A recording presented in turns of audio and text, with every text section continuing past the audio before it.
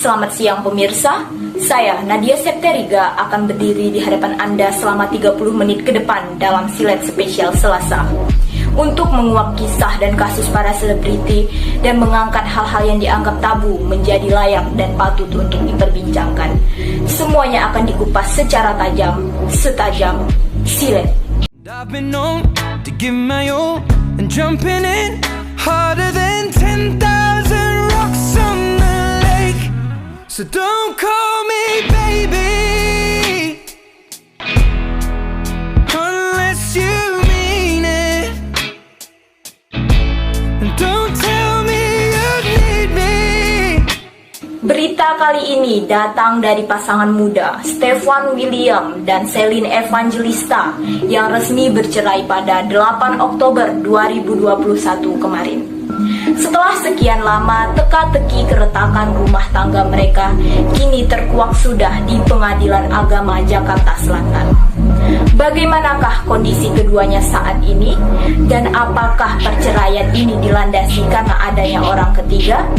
Mari kita saksikan beritanya. Selamat menyaksikan.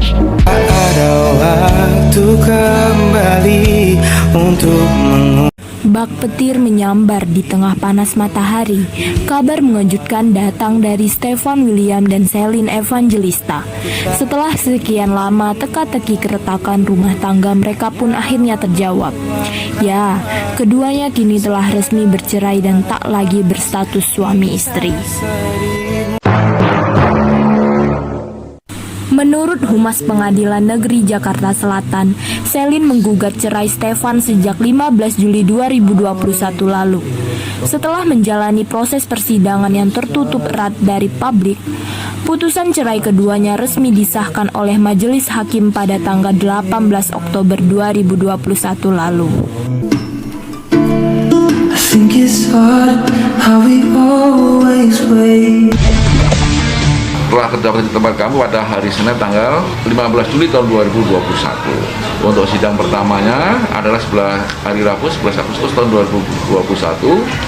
Dan untuk putusannya telah diputus tanggal 18 Oktober tahun 2021. Doain aja dulu ya, aku sekarang capek banget ya mah, dijalanin bahagia aja gitu. Apapun yang akan terjadi nanti, apapun yang nanti Tuhan kehendakkan buat kita sebagai manusia di sini cuma bisa berencana, cuman maunya semuanya baik-baik ya. Tapi apapun yang terjadi, mohon doanya aja nanti, pasti hasilnya yang terbaik. Menangis, membayangkan betapa kejamnya dirimu asli. Di tengah guncangan dahsyat terkait perceraiannya dengan Celine, Stefan melalui unggahan di media sosial pribadinya pun angkat bicara. Yang mengejutkan dalam tulisannya tersebut mengungkapkan bahwa ia dan Celine telah pisah rumah dari awal tahun 2021.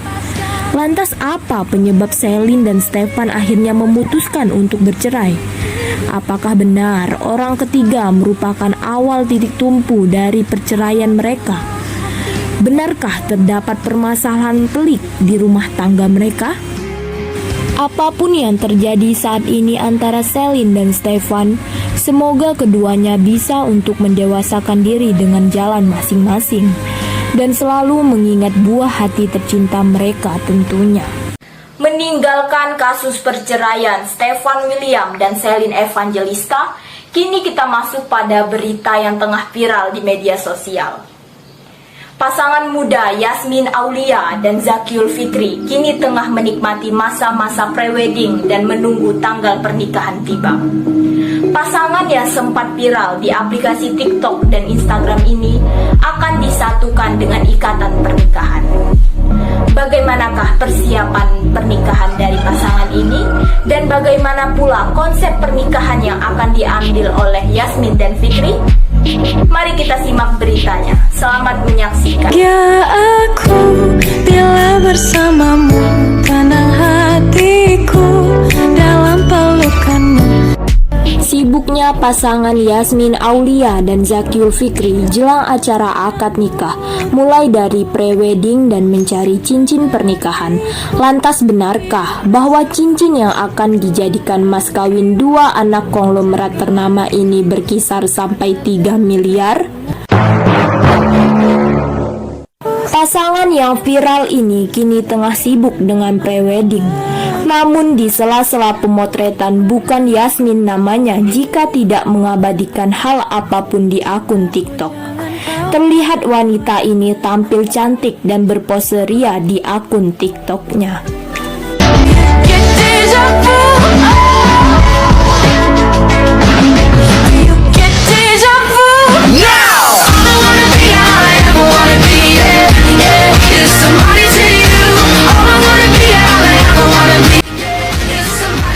Di sisi lain, mantan dari Zakil Fikri yaitu Annisa Septiani mendadak menghilang dari muka publik saat mendengar kabar pernikahan mereka.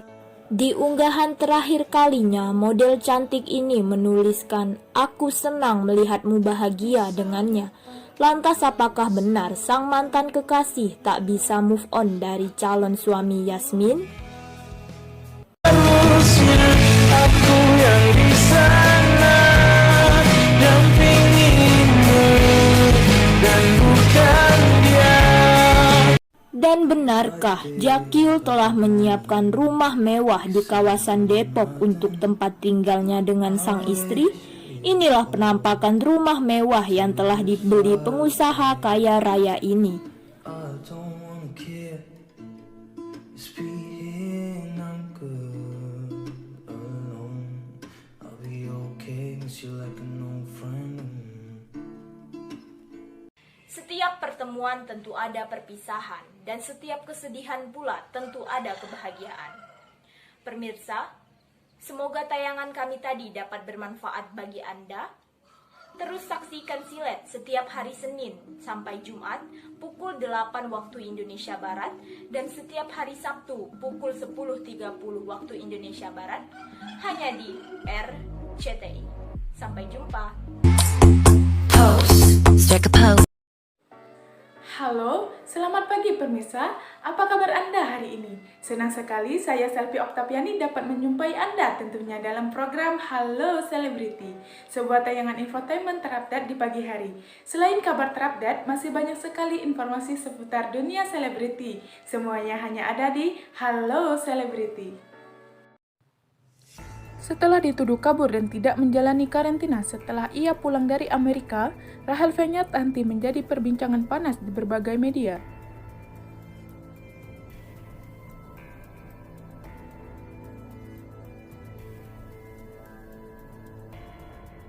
Pasalnya, sesuai dengan peraturan pemerintah dalam menghadapi pandemi saat ini, siapapun yang keluar negeri diwajibkan melakukan karantina selama 8 hari setelah sepulangnya ke Indonesia. Selebgram yang mempunyai pengikut 6,6 juta di akun Instagram pribadinya ini diketahui kabur saat karantina ketika ia memposting video di akun Instagram pribadinya saat merayakan ulang tahun di Bali bersama keluarga dan teman-temannya. Gitu kayak biar cantik.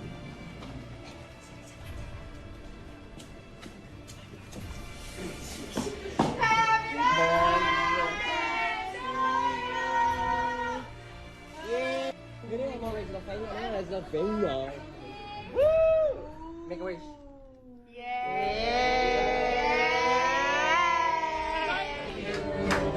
Happy birthday, happy birthday, happy birthday. Bukan hanya warganet dan publik figur yang merasa geram dengan tingkah laku Rachel Fenya, tetapi pemerintah ikut juga turun tangan mencari Rachel Fenya. Namun, Rachel tiba-tiba menghilang dan muncul kembali di kanal YouTube Boy William untuk membuat pengakuan setelah pihak Polda Metro Jaya akan memanggil dirinya pada Kamis 21 Oktober 2021.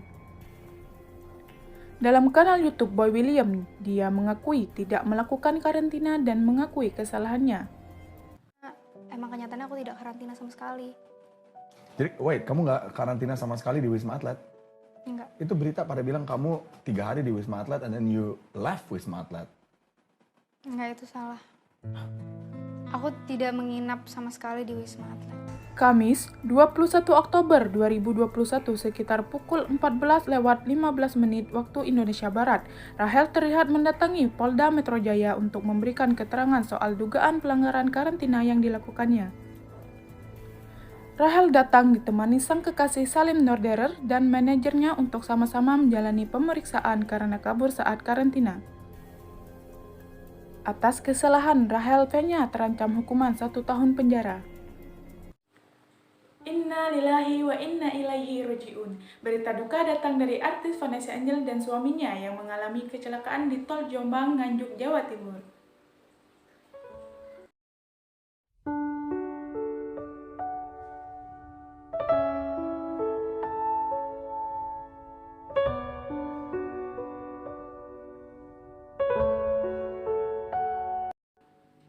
Vanessa Angel dan suaminya yang bernama Febri Ardiansyah mengalami kecelakaan tunggal di ruas tol Jombang, Nganjuk, Jawa Timur.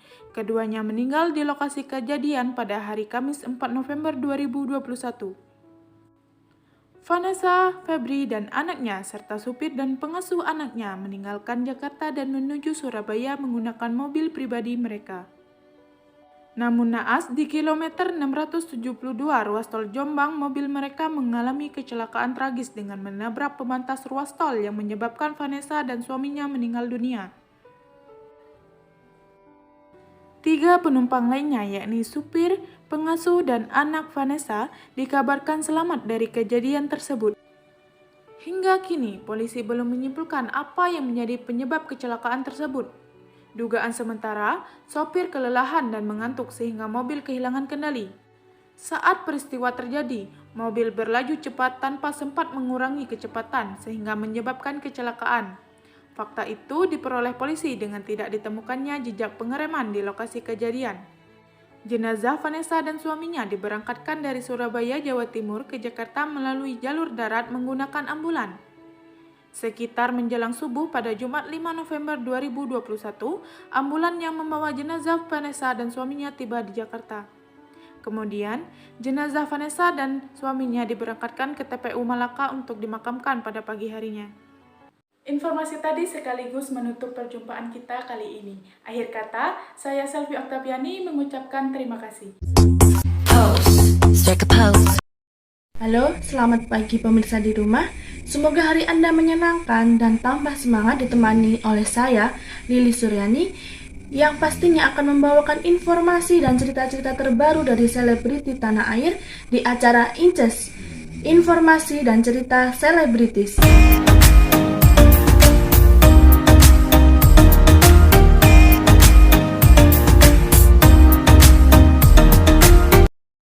Pemirsa, kabar duka datang dari selebriti Indonesia yaitu Hana Kirana.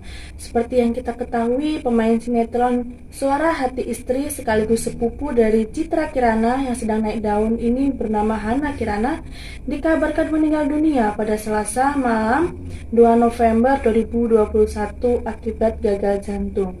Bagaimana kronologinya? Ini dia liputannya. Hana Kirana menghembuskan nafas terakhir pada Selasa 2 November 2021. Sepupu dari Citra Kirana tersebut berjuang melawan penyakit yang dideritanya. Namun sayangnya tak dapat diselamatkan setelah berjuang melawan penyakit gagal jantung saat mendapat perawatan intensif di Rumah Sakit PMI di Bogor. Ilyas pun sebagai seorang kekasih tak percaya dengan pesan terakhir yang disampaikan oleh mendiang kekasihnya itu. Ilyas, kekasih Hana Kirana, merupakan salah satu pihak yang terpukul atas meninggalnya Hana Kirana dilihat dalam postingan Instagramnya. Aktor berumur 28 tahun itu mengenang momen kebersamaan dengan Hana semasa hidup, termasuk mengunggah tanggapan layar berisi percakapan antara dia dan Hana. Cat itu menampilkan pesan terakhir Hana Kirana sebelum meninggal. Hana mengeluh kesakitan kepada Ilyas karena penyakit yang dideritanya. "Ilyas, aku nggak tahu harus bilang apa. Mungkin kamu kesal dengarnya. Aku udah nggak kuat, Yas. Kalaupun aku mati tenang. Ini sakit nyerang aku banget. Roh aku udah nggak tenang di badan ini. Dia udah mau pergi. Kalau aku umur panjang, aku bersyukur banget," tulis Hana Kirana kepada Ilyas Bakhtiar, pelansir Instagram Stories pada Rabu 3 November 2021. Ilyas sempat tak percaya Hana Kirana menyampaikan rasa sayangnya kepada Ilyas Bakhtiar. Hana sebagai seorang artis yang telah melambung setelah menggantikan peran Lea Sirabel dalam sinetron Suara Hati Istri tersebut mengaku bahwa Ilyas adalah cinta terakhirnya. Sungguh mengejutkan sekali pemirsa mendengar kabar duka ini. Semoga Hana ditempatkan di tempat yang layak dan keluarga yang ditinggalkan diberi kesabaran dan ketabahan. Oke, setelah tadi mendengar berita duka dari Hana Kirana, kita lanjut ke berita selanjutnya, yaitu berita yang datang dari girl group Indonesia yang baru debut bernama Blitzen, dan musik videonya yang sempat viral karena musik dan koreografinya mengangkat budaya Indonesia, yaitu alunan musik angklung dan desain baju kebaya. Wah, bagaimana ya kisahnya? Kita saksikan bersama-sama. Blitzen adalah kelompok grup wanita atau sering disebut girl group E-pop dari Indonesia yang dibentuk oleh To The Clouds Entertainment yang terdiri dari anggota Misaela berusia 22 tahun, Sajura 20 tahun, dan Yasa 18 tahun. Grup ini debut pada 21 Oktober 2021 dengan single yang berjudul What's That About. Grup ini awalnya beranggotakan 4 member, tetapi hanya 3 member yang pada akhirnya debut, terdiri dari Sajura, Yasa, dan Misaela. Sedangkan member terakhir yaitu Yura keluar dari agensi dan tidak debut dengan Blitzen. Grup wanita yang satu ini mengusung gabungan konsep girl crush, upbeat, dan juga drakor dengan kemampuan vokal, rap, dan koreografi yang memukau. Semua member melalui tahap training kurang lebih selama setahun sebelum akhirnya berhasil debut. Sama seperti grup pop pada umumnya, lagu-lagu mereka juga dibuat full Inggris agar bisa menjangkau pasar internasional dan bisa mengenalkan Indonesia melalui girl group. Dalam movie Blitzen mengadopsi unsur negara Indonesia seperti alunan musik angklung, peta Indonesia, dan konsep baju yang mirip dengan brokat atau sering disebut kebaya, seperti pada cuplikan movie berikut ini.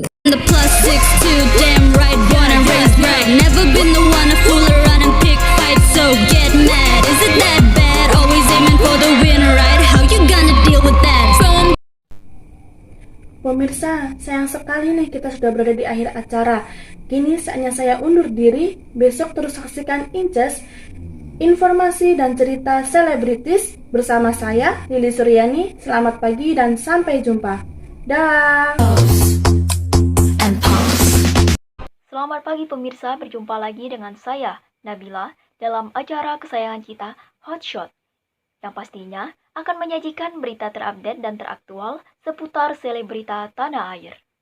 Kali ini hadir dari artis cantik Ria Yunita atau Ria Ricis yang sedang mengalami kebahagiaan yang luar biasa menuju halal.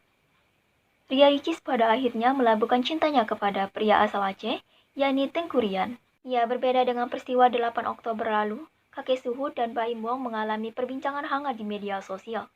Kejadian ini berawal dari Baim Wong yang tidak suka diikuti orang yang tak dikenal. Dan pada akhirnya, perseteruan antara kakek Suhud dan Baim Wong ini mengalami titik selesai. Ya, lantas bagaimana persiapan Ria Ricis dan Tengku Rian menuju halal? Dan bagaimana titik akhir dari peristiwa 8 Oktober itu? Ini dia cuplikannya. Baby, take my hand. I want you to be my best friend. Kiss you, my Iron Man, and I love you. Menuju pelaminan, Ria Ricis kian bahagia, dipeluk kepak-kepak sayap cinta, keromantisan Tengku Rian sang calon suami. Bagaimana tidak, Mbak sambil menyelam minum air seraya mempersiapkan prosesi lamaran hingga pernikahan, Tengku Rian yang akrab dipanggil Abang TR oleh Ria Ricis semakin sering melancarkan perhatian cinta. Yang uniknya, langsung bersambutan gombal cinta Ria Ricis. Ia merasa beruntung bisa dipertemukan calon jodoh yang bisa menggantikan cinta pertamanya kepada sang ayah.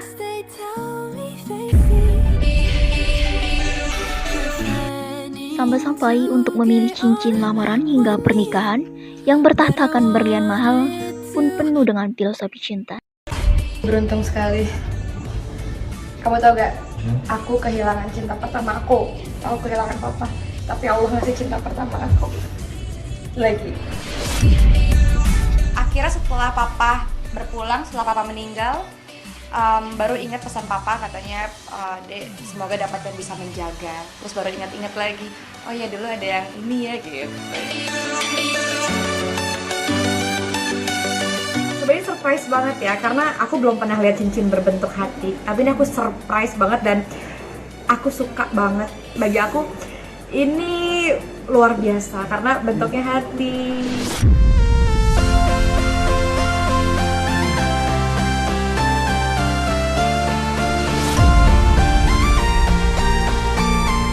Selain mempersiapkan cincin, Ria Ricis pun kian bergegas mempersiapkan kostum seragam keluarga menuju proses lamaran hingga pernikahan.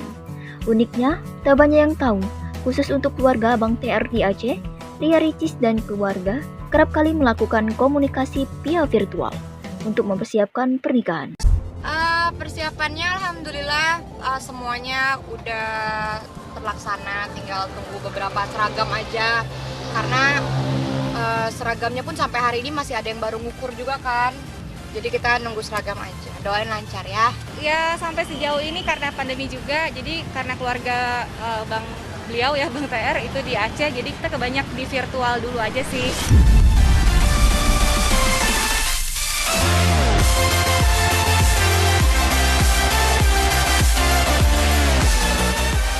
Dikabarkan bakal menggelar prosesi akad nikah di bulan Desember tahun 2021 ini tidak seperti calon pengantin lain yang kerap diguncang ujian menjelang pernikahan. Ria Ricis justru mempersiapkan pernikahannya dengan sikap anti-stres.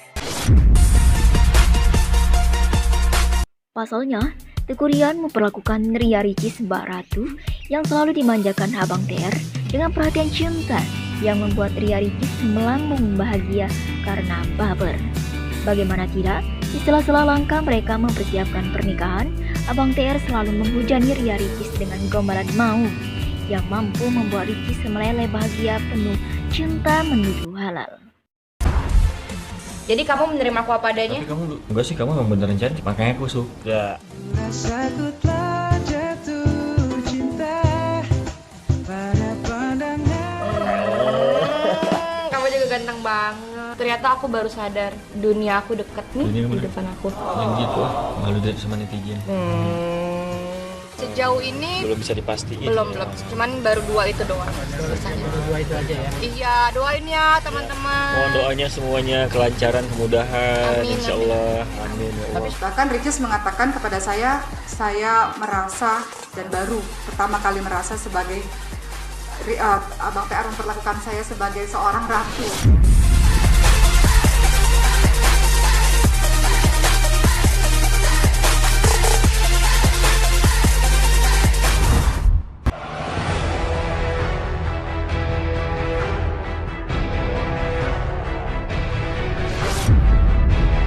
Satu bulan berlalu, polemik Mbak Imong dengan kakek Suhud lebih dari sekedar angin lalu.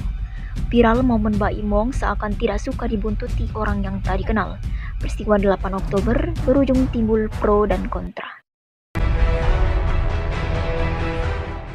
Kemarin, akhirnya bertemu. Kabarnya Mbak Im secara langsung meminta maaf kepada kakek Suhud dan diabadikan sebuah foto keduanya saling tabayun serta bermaaf-maafan.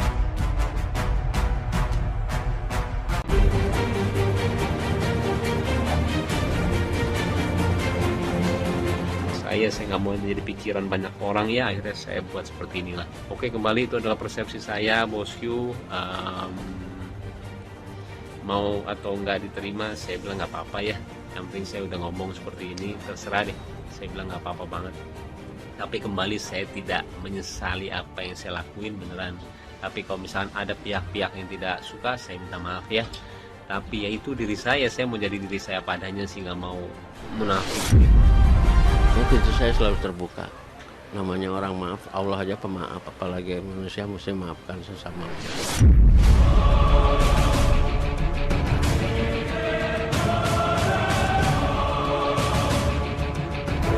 Masih teringat di sekitar lokasi kejadian 8 orang driver ojol turut menjadi saksi peristiwa itu.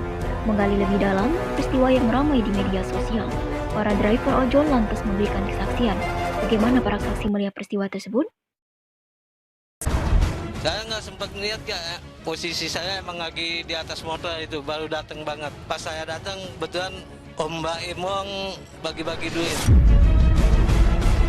Kok begini ya, saya lihat baik di luar, enak gitu ya. Kok kenapa Pak Baim jadi begitu ya? Saya juga heran gitu. Mungkin dia ada masalah, itu aja Pak. Ya, mungkin ada masalah aja, jadi dia nggak fokus ya, goyang ya.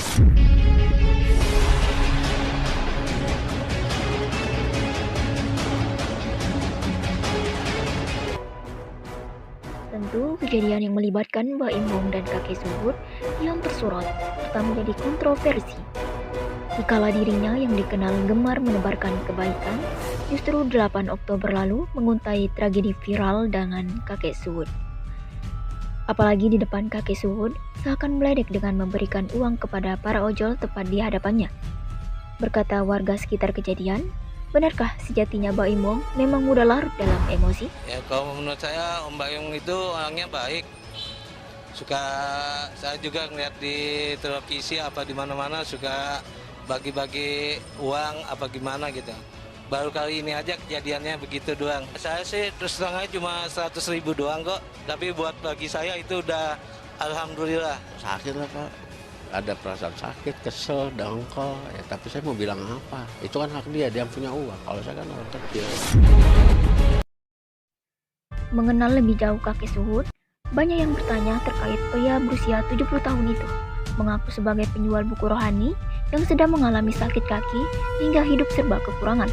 Lantas, bagaimana sosok kakek Suhut di mata tetangga? Saya sehari-harinya dia ngeliat paling nyapu gitu aja. Nyapu, duduk, dengerin HP gitu aja. Tapi kalau buat sehari-harian dia untuk keliling jualan itu, saya kurang tahu.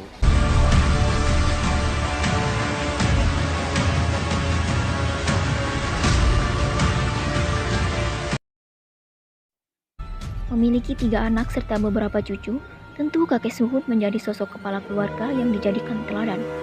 Alhasil, putranya Dedi angkat bicara terkait kejadian yang menimpa ayahnya. Lalu, seperti apakah perilaku sebenarnya kakek Suhut di mata keluarga? Oh, udah lama sekali itu.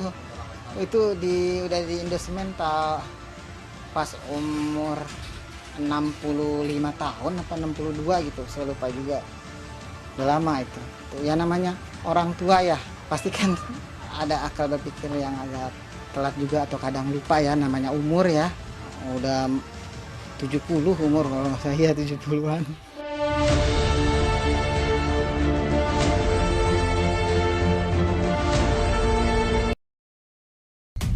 Di balik kejadian kakek Suhut menerima amarah, justru kini ia banjir berkah. Orang-orang baik datang untuk bersedekah, ia menerima banyak bantuan. Salah satunya dari Yayasan Gerak Menebar Kebaikan yang memberi donasi dari masyarakat senilai 50 juta rupiah. Untuk open donasi ke pihak keluarga, gitu kan, bersedia atau enggaknya untuk di-open donasi, dan alhamdulillah dari pihak keluarga bersedia dan Bapak juga bersedia. Saat ini sih dari hari Senin sampai hari ini nih, hari Rabu kita close, udah terkumpul itu 50 jutaan. Mungkin kalau untuk bantuan ya, makanya saya bilang jangan salah milih bantu orang, dilihat dulu. Kenapa harus bapaknya yang kerja? Kenapa nggak anak-anaknya? Terakhir, viral dari media sosial sebuah video memperlihatkan pengusaha asal Kalimantan Timur, Haji Sasa, menyambangi kediaman kakek Suhut. Usut punya usut, ia hadir membawa uang tunai senilai 10 juta rupiah. Terlihat angka nominal bertebaran. Kebaikan dikumpulin, nanti dia kemari dia ngasih tahu, Pak nih penebar kebaikan ini ada sini-sini, data ininya ini. Nah baru saya tanda tangan. Satu untuk modal, tapi anak saya maunya supaya dagang di rumah aja gitu. Jangan keluar lagi, apalagi umur saya udah 70. Jangan keluar ke sana kemari. Malah motor itu juga mungkin mau dibawa.